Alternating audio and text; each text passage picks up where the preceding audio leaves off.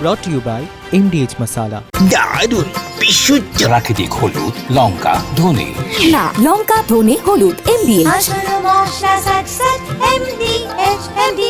নমস্কার, জি 24 ঘন্টায় আপনাদের সকলকে স্বাগত জানাই। 5টার 5 নিয়ে আপনাদের সঙ্গে আমি আহেলি। আর আজ আমরা যে বিষয় নিয়ে যে মূলত আলোচনা করব তা হলো মমতা বন্দ্যোপাধ্যায় কিভাবে আজ জনরোষের মুখে পড়লেন হালি শহরে। এর পাশাপাশি মমতা বন্দ্যোপাধ্যায়কে নিয়ে যখন কথা হচ্ছে অভিষেকের নাম উঠে আসে, আর অভিষেকের পিএ সুমিত রায় গতকাল সে হাজিরা দিয়েছিল, আজ তাকে ফের হাজিরা দিতে হয়েছে। আর অন্যদিকে অভিষেক ঘনিষ্ঠ চিকিৎসক, তাকেও হাজির হতে বলা হয়েছে সেবাশ্রয় দুর্নীতি নিয়ে। আর অন্যদিকে আবার জল, সেটাও চুরি করেছে তৃণমূল। আপনারা জানেন যে পালা বদলের পর একের পর এক তৃণমূল জমানার দুর্নীতির খবর সামনে আসছে। আর এর মধ্যে রাস্তা, বিদ্যুৎ প্রকল্প, চাকরি এসব চুরির পর এবার জল, সেটাও তৃণমূল ছাড়েনি। সেই আপডেটও পর্দাফাঁসও জি 24 ঘন্টা আপনাদের সামনে তুলে ধরবে। আর স্বাভাবিকভাবে এই সমস্ত যাবতীয় বিষয় নিয়ে কথা বলতে বলতেই হালি শহরের দিকে শুরুতেই আমাদের চোখ রাখতে হচ্ছে, কারণ আপনারা জানেন যে কিছুক্ষণ আগে হালি শহরে একেবারে তুলকালাম পুলিশ হেফাজতে এক যুবকের রহস্য মৃত্যু হয়েছে। সে তৃণমূল কর্মী, আর তার বাড়িতে মমতা বন্দ্যোপাধ্যায় তিনি আজ চলে যান। কিন্তু মমতা তিনি আজ সেখানে যেতেই তার গাড়ি লক্ষ্য করে কাদা ছোড়া হলো, জুতো ছোড়া হলো, চোর চোর স্লোগানও উঠলো। গতকাল যুবককে পিটিয়ে খুনের অভিযোগ তোলে পরিবার। অসুস্থ হয়ে মৃত্যু, এমনটাই পুলিশ সূত্র মারফত দাবি করা হয়েছে। যদিও গোটা ঘটনার তদন্ত চলছে। মমতা বন্দ্যোপাধ্যায়কে কি করে একটা চোর চোর স্লোগান শুনতে হয় একবার দেখুন।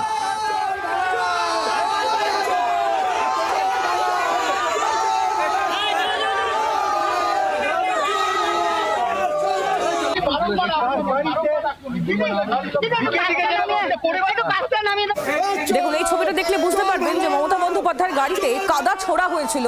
শুকনো কাদার দাগ তার গাড়িতে তখনও লেগেছিল। এই ছবি দেখতে দেখতেই কথা বলবো অয়ন শর্মা, আমাদের প্রতিনিধি আমাদের সঙ্গে রয়েছেন, আরো আপডেট দেবেন। অয়ন, এক তো মমতা বন্দ্যোপাধ্যায় তিনি তার দলের কর্মীর বাড়িতে গিয়েই এই ধরনের জনরোষের মুখে পড়লেন, অন্যদিকে আবার সেই তৃণমূল কর্মীর পরিবারও বলছে যে আগে তো আপনাকে পাওয়া যায়নি, এখনো আপনাকে দরকার নেই। সব মিলিয়ে জনতা এবং নিজের দলের কর্মীর পরিবারের কাছ থেকে দু জায়গা থেকে প্রত্যাখ্যিত হলেন আজ মমতা বন্দ্যোপাধ্যায়। একদমই তাই। দেখুন, হালি শহরে যে জায়গাতে এই বিদ্যু কুমার যার বাড়িতে গিয়েছিলেন, পুলিশ লকাপে যার মৃত্যু হয়েছে এমনটাই পরিবারের তরফ থেকে অভিযোগ করা হচ্ছে, তার বাড়িতে তার পরিবারের সঙ্গে সাক্ষাৎ করতে গিয়েছিলেন। ঘটনার সূত্রপাত কিন্তু হালি শহরের পাঁচপাতা মোড়, সেখান থেকে একেবারে বাধাপ্রাপ্ত হন মমতা বন্দ্যোপাধ্যায়। তার গাড়ি ঘিরে রীতিমতো চোর চোর স্লোগান, কাদা ছোড়া হয়, যে ছবি আমরা 24 ঘন্টার দর্শকদের ইতিমধ্যে দেখাচ্ছি। কিন্তু এই যে যাওয়া, দলীয় কর্মীর বাড়িতে গিয়ে তার পাশে দাঁড়ানো, এই পাশে দাঁড়ানোটা আগে কেন হয়নি? আগে কেন মমতা বন্দ্যোপাধ্যায় আসেননি? সেই প্রশ্ন কিন্তু 24 ঘন্টা ক্যামেরার মুখোমুখি হয়ে একেবারে জানিয়েছেন শম্ভু কেওয়া।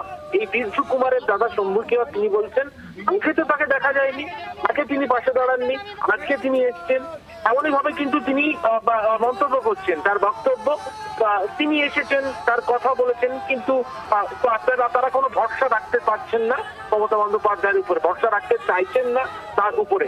তারা স্থানীয় প্রশাসনের উপরেই ভরসা রাখছে। স্থানীয় প্রশাসন তাদের ন্যায় বিচার। একেবারেই অয়ন, তুমি নজর রাখো আপাতত। ধন্যবাদ। অয়ন শর্মা আমাদের প্রতিনিধি আমাদের সঙ্গে টেলিফোন লাইনে ছিলেন, এবং যেমনটা আমাদের প্রতিনিধি আপনাদের জানাচ্ছিলেন যে মৃত তৃণমূল কর্মী তার তরফ থেকে, তার পরিবারের তরফ থেকে রীতিমতো ক্ষোভ উগড়ে দেওয়া হচ্ছে মমতা বন্দ্যোপাধ্যায়ের প্রতি। শোনাবো মৃত তৃণমূল কর্মীর পরিবারের তরফ থেকে কি বলা হচ্ছে, পাশাপাশি আজ হালি শহরে গিয়ে মমতা বন্দ্যোপাধ্যায় তিনি আবার কি বললেন সেটাও শুনুন। আমাদের কারোর সাথে কোনো হেল্প চাই না দাদা। আমি আমার লোকাল প্রশাসন থেকে আমরা হেল্প চাই, যাতে আমার ভাইয়ের বিচার হোক, বাস। আমি লোকাল প্রশাসন থেকেই চাই, আমি দূরে যাব না। মমতা বন্দ্যোপাধ্যায় কিছু বললো, আশ্বাস দিচ্ছে কিছু না, পাশে থাকা আমার আগে থেকেই কেউ পাশে ছিল না, এখন কি পাশে থাকবে? এটা কি অন্যায় হয়েছে সেটা কি মানছেন তো? হ্যাঁ, পুলিশ অন্যায় করেছে, এটা পুলিশ অন্যায় করেছে। হ্যাঁ, লকআপে তো এইভাবে মৃত্যু। হ্যাঁ, ওইটাই। না, পারছি না, আমার হবে না। তারা কেউ পাশে দাঁড়ায়নি, আমাদের কেউ পাশে দাঁড়ায়নি, তৃণমূল পাশে দাঁড়ায়নি, কেউ দাঁড়ায়নি। এখন মারা যাওয়ার পরে আসলে কি হবে? পাথর মেরেছে, এত ভয় পায় বিজেপি আমাকে। আমি বেরোবই, আমাকে আটকানো যাবে না। ভয় পাচ্ছে তার কারণে ওদের মুখোশ খুলে যাবে। আমাদের চাই এখানে লোকাল প্রশাসনে আমাদের যে করুন, বিচার দিক, ব্যাস। আমরা আর কিছু চাই, আর কিছু আমাদের কিছু করতে পারবে না। হ্যাঁ, যা দেখছি আমার গাড়ির ওপরেই তো দুমদাম ইট মারলো, এত ইট মেরেছে। যদি আমার গাড়ি কাজ বন্ধ না থাকতো, মাথা টাথা ফাটিয়ে চুলচার করে দিত। এরকম অসভ্যতমে আমি জীবনে দেখি। এটা ঠিক আছে, আমরা ভয় দেখিয়ে গেছি, সবাইকে ভয় দেখিয়ে পুলিশ থেকে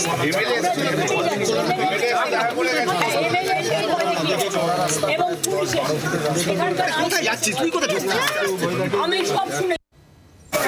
মমতা বন্দ্যোপাধ্যায়ের বক্তব্য আপনারা শুনছিলেন। তিনি অভিযোগ করছেন যে বিজেপি ভয় পেয়েছে এবং সেই ভয়েই তার সঙ্গে এই ব্যবহার করা হয়েছে, এমনটাই অভিযোগ তিনি করছেন। রাজ্যের শাসক দলের তরফ থেকে শ্রমিক ভট্টাচার্য, অগ্নিমিত্রা পাল কি বলছেন তারা শোনাবো। পাল্টা আবার দোলা সেন এবং কল্যাণ বন্দ্যোপাধ্যায়ের বক্তব্য আমরা পেয়েছি, শুনুন পরপর। দেখুন, দূর দূর পর্যন্ত বিজেপির সঙ্গে এই ঘটনার কোথাও কোনো সম্পর্ক নেই। কোনো রাজ্যের প্রাক্তন মুখ্যমন্ত্রী কেন, কোনো মহিলা নেত্রী তার গাড়ির ওপরে পাথর ছোঁড়া হবে, মাটি ছোঁড়া হবে, জুতো ছোঁড়া হবে, এটা কাঙ্ক্ষিত নয়, এটাকে আমরা সমর্থন করি না, এটা একটা ঘৃণ্য ঘটনা। তাদের কাছে এখনও তিনি মুখ্যমন্ত্রী আছেন, কেন এখনও হ্যাংওভার কাটেনি। এই অত্যাচার তৃণমূল কংগ্রেস চালিয়েছে, আর তার জন্য মানুষ যদি স্বতঃস্ফূর্ত হয়ে প্রাক্তন মুখ্যমন্ত্রীকে দেখে চারটে স্লোগান দেয়, গো ব্যাক বলে, সেটা তো হবেই। ব্ল্যাক ফ্ল্যাগ দেখা, এটা হতে পারে। মমতা ব্যানার্জি অনেক দোষ করেছেন। 15 বছর ধরে অত্যাচার হয়েছে, মহিলাদের সম্মান করেননি, চুরি হয়েছে, সব হয়েছে, আমি সব মানছি।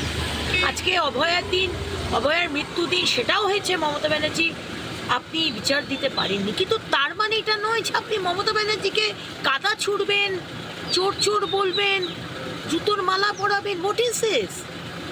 এটা বেঙ্গলের সংস্কৃতি নয়। এটা আমার মাননীয় মুখ্যমন্ত্রী, আমার মাননীয় রাজ্য সভাপতির সমর্থন নেই, আপনারা শুনে নিন। আর যদি কেউ বিজেপির নাম করে যদি ভাবছেন যে আমরা বিরাট আপনাকে জয় জয়কার করবো, আপনি ভুল করছেন, আপনার উপর অ্যাকশন নেওয়া হবে। এই ললেসনেস পশ্চিমবঙ্গে আছে এখন, যে এই দেখা করাটাকে আটকাবার জন্য ওখানে পুলিশ দাঁড়িয়ে, বিজেপি দাঁড়িয়ে এইভাবে হেকেল করবে, এইভাবে আদলা ইট আর পাথর ছুড়বে মমতা ব্যানার্জিকে। প্রশাসন ভাবুক, ওরা কিন্তু প্রশাসন কিন্তু নিজের হাতের বাইরে ল অ্যান্ড অর্ডারকে পাঠিয়ে দিচ্ছে। একটা সিম্পল, উনি কোনো রাজনৈতিক কর্মসূচিতে যাননি, উনি কোথাও ভাষণ দিতে যাননি। আমাদের কর্মী মারা গেছেন পুলিশ হেফাজতে, লক আপ ডেথের মতন ঘটনা। আজকে মমতা বন্দ্যোপাধ্যায়কে ওদের হত্যা করার উদ্দেশ্য ছিল, টার্গেটটাই ছিল মমতা বন্দ্যোপাধ্যায়কে কিভাবে শেষ করে দেওয়া যায়। ভীষণভাবে বড় বড় পাথর পড়েছে, এবং যদি কাঁচটা খোলা থাকতো তাহলে আজকে এই মাথার কোনো পোর্শন দেখতে পেতেন না আপনারা, মানে বাঁচত না আর কি, বাঁচার কোনো সিন নেই। ইট ছুঁড়েছে, পাথর ছুঁড়েছে, এবং গাড়িতে কন্টিনিউয়াসলি, মানে একটা সময় নেই যেখানে পাথর ছোড়াটা 1 মিনিটের যে 1 সেকেন্ডের জন্য বন্ধ হচ্ছে। রাজ্যের বিরোধী দলনেতা ঋতব্রত বন্দ্যোপাধ্যায়, তার বক্তব্য পেয়েছি আমরা, শোনাবো তিনি আজ এই ঘটনা নিয়ে কি বলছেন। প্রাক্তন মুখ্যমন্ত্রী 15 বছর মুখ্যমন্ত্রী ছিলেন, তাকে চোর চোর স্লোগান খারাপ লাগে। মানে আমি কি পরিবেশ, কি পরিস্থিতি জানি না। যেটা হচ্ছে আসলে যে গত 15 বছর ধরে রাজ্য জুড়ে যে অর্গানাইজ লুট অ্যান্ড লিগালাইজ প্লান্ডার, মানে এটা একটা প্রাতিষ্ঠানিক দুর্নীতি। লুট তো হয়েছেই, সেটাকে লিগাল ফ্রেমওয়ার্কও দেওয়া হয়েছে। আজ সোনারপুরে যে ঘটনা ঘটলো, আজ মাফ করবেন, আজ যে ঘটনা হালি শহরে ঘটলো, সেই ঘটনা দেখে আপনাদের এই সোনারপুরের ঘটনা নিশ্চয়ই মনে পড়ছে। সেই ছবিটা আপনাদের দেখাবো। এর আগে অভিষেক বন্দ্যোপাধ্যায় তিনি সোনারপুরে দলীয় কর্মীর মৃত্যুর পর তার পরিবারের সঙ্গে দেখা করতে গিয়ে জনরোষের মুখে পড়েন, তাকে ডিম ছুঁড়ে মারা হয়। এই ডিম থেরাপি একেবারে অভিষেক বন্দ্যোপাধ্যায় তার উপরেই প্রথম শুরু হয়েছিল। সেই ছবি দেখাবো আজ। দুটি ছবি এই মুহূর্তে আপনাদের সামনে তুলে ধরছি। সোনারপুরে জনরোষের মুখে পড়েন অভিষেক বন্দ্যোপাধ্যায়, তাকে ডিম ছুঁড়ে মারা হয়, তাকে চোর চোর স্লোগান দেওয়া হয়। যে গোটা রাস্তাটা গাড়ি থেকে নেমে দলীয় কর্মীর বাড়ি অবধি তিনি পৌঁছেছিলেন, পুরো রাস্তাটাই প্রায় এইভাবেই জনরোষের মুখে তাকে পড়তে হয়। আর অন্যদিকে আজ সেই অনুরূপ ছবি প্রায় দেখলেন মমতা বন্দ্যোপাধ্যায়। তার গাড়িতে কাদা ছুঁড়ে মারা হলো, তাকে চোর চোর স্লোগান শুনতে হলো, তার গাড়িতে জুতো মারা হলো।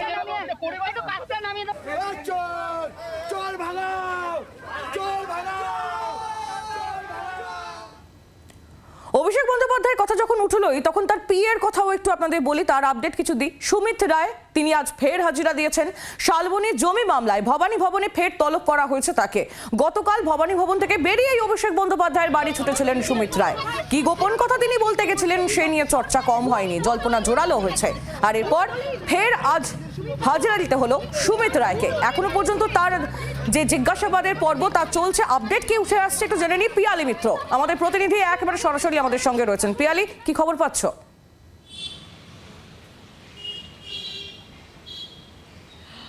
দেখো 7 ঘন্টা হয়ে গেছে, এখনও পর্যন্ত তার ম্যারাথন জিজ্ঞাসাবাদ সেটা কিন্তু চলছে। এবং আজকে রবিবার হওয়া সত্ত্বেও এডিজি সিআইডি তিনি নিজে উপস্থিত রয়েছেন এবং একজন আইপিএস অফিসারের নেতৃত্বেই তার এই জিজ্ঞাসাবাদ চলছে। সমস্ত সিআইডি যারা সিনিয়র অফিসাররা তারা উপস্থিত রয়েছেন। মূলত যে বিষয়গুলোকে সামনে রেখে তাকে এই জিজ্ঞাসাবাদ, তার কারণ সিআইডির বক্তব্য যে এই যে তদন্ত সেটা কিন্তু অনেকটা বিস্তৃত এবং গোটা মামলাটা, তার কারণ কোনো একটা জমি নয়, একাধিক জমি, মেদিনীপুরের বিভিন্ন ব্লকের হাইওয়ে লাগোয়া বিভিন্ন জমি, সেগুলোকে কনভার্সন করা হয় এবং কনভার্সন করার পর সেই জমিকে একেবারে নথি বানিয়ে, জাল নথি বানিয়ে সেগুলোকে বিক্রি করা হয়েছে। এবং সেই টাকা সুজয় হাজরা, যিনি মেদিনীপুরের প্রাক্তন বিধায়ক, তার হাত হয়ে এই সুমিত রায়ের কাছে পৌঁছেছিল এবং সুমিত রায় থেকে কার কাছে পৌঁছেছিল।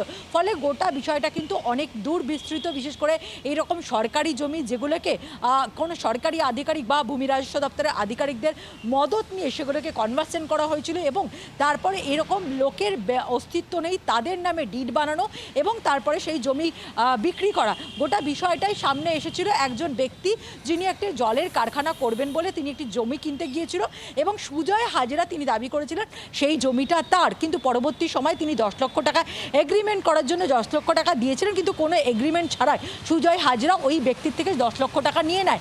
সেই টাকা যখন ফেরত পাচ্ছিলেন না এবং জমিও তার নামে হচ্ছিল না, তখনই কিন্তু গোটা বিষয়টা প্রকাশ্যে আসে। এবং তুমি জানো যে শালবনী থানা যে মামলা রুজু করেছিল গত জুন মাসে, সেই মামলা সূত্র ধরেই এই সুমিত রায়ের বিরুদ্ধে অ্যারেস্ট ওয়ারেন্ট ইস্যু হয়, লুকআউট নোটিশ জারি হয় এবং গতকালকে আমরা দেখলাম যে সুপ্রিম কোর্টের নির্দেশ থাকায় তিনি এসেছিলেন এবং আজকে তার দ্বিতীয় দফায় জিজ্ঞাসাবাদ চলছে। একেবারে পিয়ালি, তুমি আমাদের সঙ্গে থাকো। স্বাভাবিকভাবে সুমিত রায়ের পর 2 দিন এই হাজিরা নিয়ে রাজ্যের মন্ত্রী দিলীপ ঘোষ তার প্রতিক্রিয়া আমরা পেয়েছি কুণাল ঘোষের প্রতিক্রিয়াও শোনাবো পরপর। সিবিআই ডেকেছে, তদন্ত চলছে, দেখা যাক। ও তো টিএমসি করতো, টিএমসির লোক, আর যত কিছু অপকর্ম হয়েছে সব জায়গায় তার নাম শোনা যাচ্ছে। বাকি তদন্তে যা হবে সেটা মেনে নেবে সবাই। তৃণমূল সবকিছু জানতো, এই ধরনের কথাবার্তাগুলোর কোনো যৌক্তিকতা আছে বলে আমি মনে করি না। যে ব্যক্তি, তাকে নিয়ে আমি একটি মন্তব্যও করবো না, কারণ তিনি তৃণমূল দলের কোনো পদাধিকারী নন। তিনি হয়তো আমাদের দলের কোনো জনপ্রতিনিধির সচিব হতে পারেন বা ইত্যাদি, কিন্তু বাট দলের কোনো পদাধিকারী তিনি নন। ফলে আইনের পথে চলবে, এই নিয়ে আমি কোনো মন্তব্য করব না। তৃণমূল কংগ্রেসের কোনো নেতার বাড়িতে তার কোনো পরিচিত বা তার কোনো সচিব ঢোকা, সেটা তো কোনো অপরাধ হতে পারে না। তার বিরুদ্ধে যদি কোনো অভিযোগ থাকে, সেই অভিযোগটা তো আগে প্রমাণ করতে হবে। তো কেউ যদি, আচ্ছা এটা কোনো কাজের কথা হলো, কাউকে একটা অভিযুক্ত করে দেওয়া হলো, ফলে সে তার কোনো চেনা তার সঙ্গে কোনো কথা বলবে না বা তার দরকারে সে পাশে থাকবে না, এটা কোনো কাজের কথা হলো নাকি? অভিযোগ বলে যেটা দেয়া হচ্ছে, আমরা তা নিয়ে কোনো মন্তব্য করছি না, তো মামলার মেরিট নিয়ে কোনো মন্তব্য করছি না। কিন্তু কারুর বিরুদ্ধে কোনো অভিযোগ, তার মানে তার পরিচিতরা বলবে তুই আমার কাছে আসবি না, আমি তোর সঙ্গে দেখা করবো না, বা তোর হঠাৎ দরকার হলে আমি তোমাকে ভাই আমার গাড়িটা দিচ্ছি না, এই ধরনের ভাবনা চিন্তাগুলোর সঙ্গে মূল তদন্তের কোনো সম্পর্ক আছে বলে আমি মনে করি না। সুমিত রায়ের পাশাপাশি অভিষেক ঘনিষ্ঠ এক চিকিৎসক, তাকেও পুলিশ তলব করেছে সেবাশ্রয় কাণ্ডে। এই তলব বুধবার দুপুরে চিকিৎসক রাজীব বিশ্বাসকে তলব করা হয়েছে। ঠিক কি অভিযোগ আমরা জানি পিয়ালির কাছ থেকে, আমাদের প্রতিনিধি আমাদের সঙ্গেই রয়েছেন একেবারে সরাসরি। পিয়ালি, রাজীব বিশ্বাস তাকে কেন তলব করা হলো?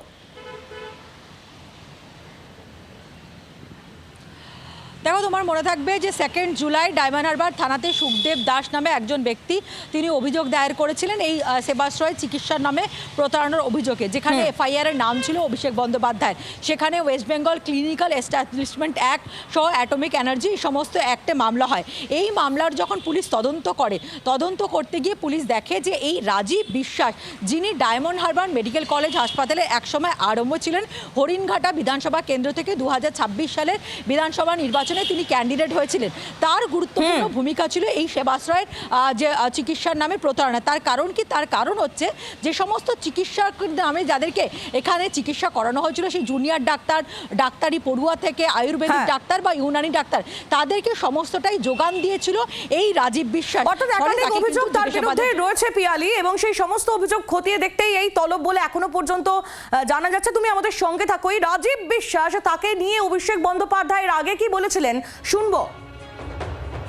তাই আমার আপনার সবার প্রার্থী, তৃণমূলের প্রার্থী, আমার দীর্ঘদিনের সতীর্থ সহকর্মী ডক্টর রাজীব বিশ্বাসকে ও চাকরি বাকরি সব ছেড়ে এসছে, মাসে লক্ষ লক্ষ টাকা আয় করতে পারত, ডাক্তারি করে সব কিছু ছেড়ে মানুষের সর্বক্ষণের কর্মী হিসেবে কাজ করার জন্য আপনাদের কাছে এসছে এই মাটির ছেলে হয়ে। রাজীবকে জেতান। শুরুতেই আপনাদের বলছিলাম না, তৃণমূল জমানা দুর্নীতির কথা, সেই দুর্নীতির তালিকায় এবার জলও ঢুকে গেল। পিএইচির কাজে শুধু গ্রামীণ এলাকা নয়, ইংরেজ বাজার পুরো এলাকাতেও দুর্নীতি হয়েছে বলে খবর পাওয়া যাচ্ছে। কোথাও পাইপ লাগানো হয়েছে কিন্তু জল পড়েনি, কোথাও আবার পাইপ জনপ্রতিনিধিদের বাড়িতে বিক্রি করে দেওয়া হয়েছে, এমন অভিযোগও উঠছে। সব মিলিয়ে কি খবর জানবো। রণজয় সিংহ আমাদের প্রতিনিধি সরাসরি মালদা থেকে আমাদের সঙ্গে রয়েছেন। রণজয়, জল সেটাতেও দুর্নীতি?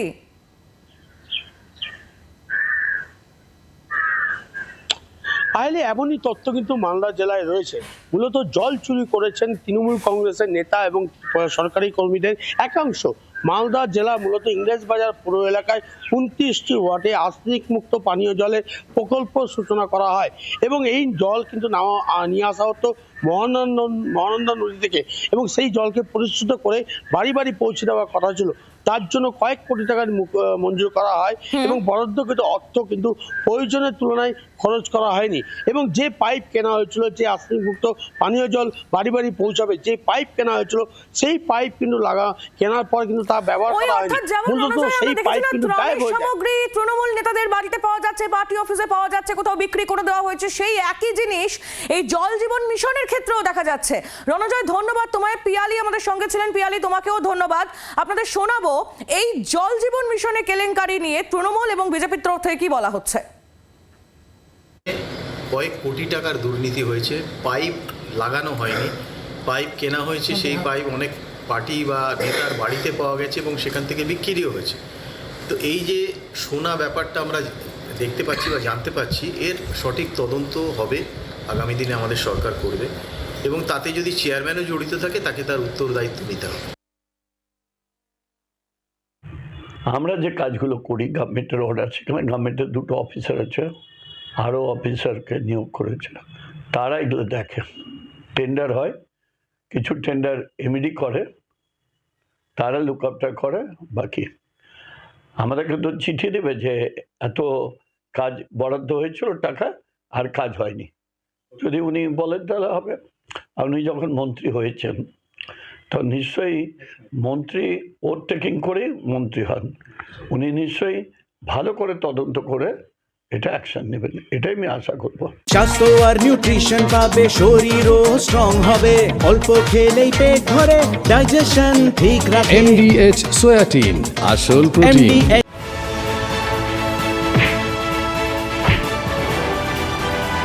brought to you by MDH Masala।